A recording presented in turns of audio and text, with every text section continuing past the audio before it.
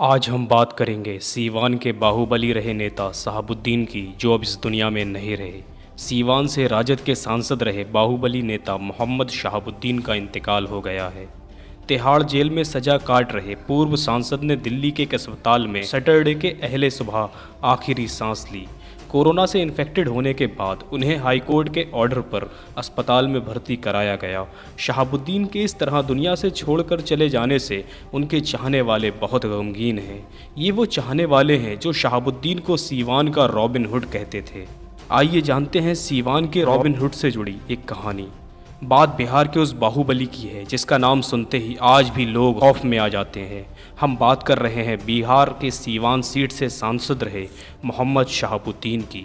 उनकी राजनीति में आने की कहानी बड़ी ही दिलचस्प है। खैर, आज हम बात करेंगे उस शख्स की जिसने हैरत अंगेज़ खुलासा किया। उसके अनुसार 90 के दशक में बिहार में जुर्म अपने चरम पर था। शहाबुद्दीन भी किसी वजह से जेल में थे। उस दौरान मैरवा के रहने वाले और आर्मी से रिटायर्ड डॉक्टर कैप्टन त्रिभुवन नारायण सिंह जीरादेई से कांग्रेस के विधायक थे। साल 1985 के बिहार विधानसभा चुनाव को उन्होंने जीता था। उनकी छवि एक ईमानदार नेता की थी। उस वक्त प्रतापपुर जीरादेई विधानसभा के तहत आता था। शहाबुद्दीन प्रतापपुर के ही रहने वाले थे। उस शख्स ने बताया कि शहाबुद्दीन को एक मामले में विधायक डॉक्टर कैप्टन त्रिभुवन नारायण सिंह से पैरवी करानी थी। इसके लिए वो खुद विधायक से मिलने गए थे, लेकिन विधायक ने सीधे और साफ शब्दों में उस वक्त ये कह दिया था कि मैं बदमाशों और अपराधियों की पैरवी नहीं करूंगा। ये बात उस वक्त की है जब शहाबुद्दीन जेल में नहीं थे। इस घटना के बाद एक मामले में उन्हें जेल जाना पड़ा। विधायक की तरफ से कही गई बातों को लेकर वो गुस्से में थे। जेल के अंदर भी गुस्सा कम नहीं हुआ था। उसी दौरान 1990 का विधानसभा चुनाव होना था। शहाबुद्दीन ने चुनावी मैदान में निर्दलीय उतरने का ऐलान कर दिया। जेल से ही नामांकन किया गया। बात हर कीमत पर कैप्टन त्रिभुवन नारायण सिंह को हराने की थी। कई तरह के दांवपेच खेले गए।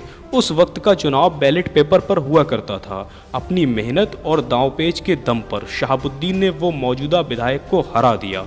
यहीं से सफ़र शुरू हुआ एक आम आदमी से नेता बनने का।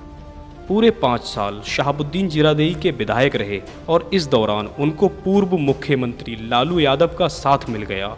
1995 में दूसरी बार जीरादेई से विधानसभा के मैदान में शहाबुद्दीन उतरे, लेकिन इस बार लालू यादव ने अपनी पार्टी राष्ट्रीय जनता दल का टिकट शहाबुद्दीन को दिया और इस बार भी शहाबुद्दीन ने जीरादेई सीट पर जीत हासिल की और लगातार दूसरी बार विधायक बने रहे।